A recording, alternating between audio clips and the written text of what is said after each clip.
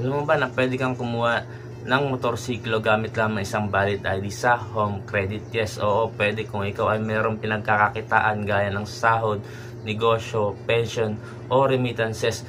Pwede kang pumunta sa kay Serbico. Meron silang Honda, Suzuki, Yamaha, Kawasaki gaya ng Aerox, NMAX, Raider, Click or Mio. Pwede kang pumili doon kahit anong gusto mo na gusto mong i-installment ay pwede. Kung ikaw ay merong national ID, driver's license, UMID, postal ID o voter's ID, pwede mo na siyang magamit sa pag-a-apply. Paano nga ba mag-apply? Siyempre pupunta ka sa kay Serbico. Pipili ka na ng motor na gusto mong kunin and ipapakita mo ang iyong requirements. Ipresenta mo sa sales agent doon. And bibigyan ka nila ng computation kung magkano ang monthly and down payment mo. Kadalasan sa mga new client, first time mag-apply is 10% yung down payment. And sa mga existing or reloan client na ni Home Credit, mas mababa na ang down payment, 5% na lang.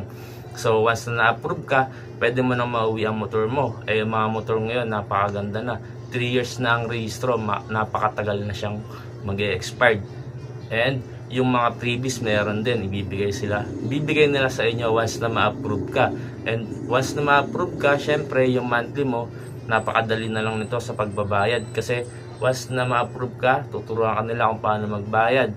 Pwede ka magbayad online, gamit lamang ang inyong online banking or ang inyong GCash. Less hassle, hindi ka nalalabas ng bahay or pipila sa labas. Or pupunta pa sa kasa mismo. Yung ibang kasa kasi ganun kailangan pang pumunta. Minsan yung kasang pinagkuhaan mo napakalayo, mamamasahe ka pa.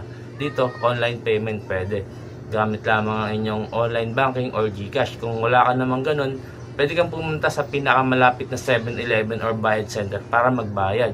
Yes, may charge lang na 15 pesos yun. And at least yun, nakakatipid ka kasi yun yung pinakamalapit na 7-Eleven or bayad center. Hindi ka na mamasahe para pumunta sa kasa. So yun lang guys, napakadali lang pag-a-apply sa Home Credit. One valid ID lang. So salamat pala mga ma'am, sir, thank you.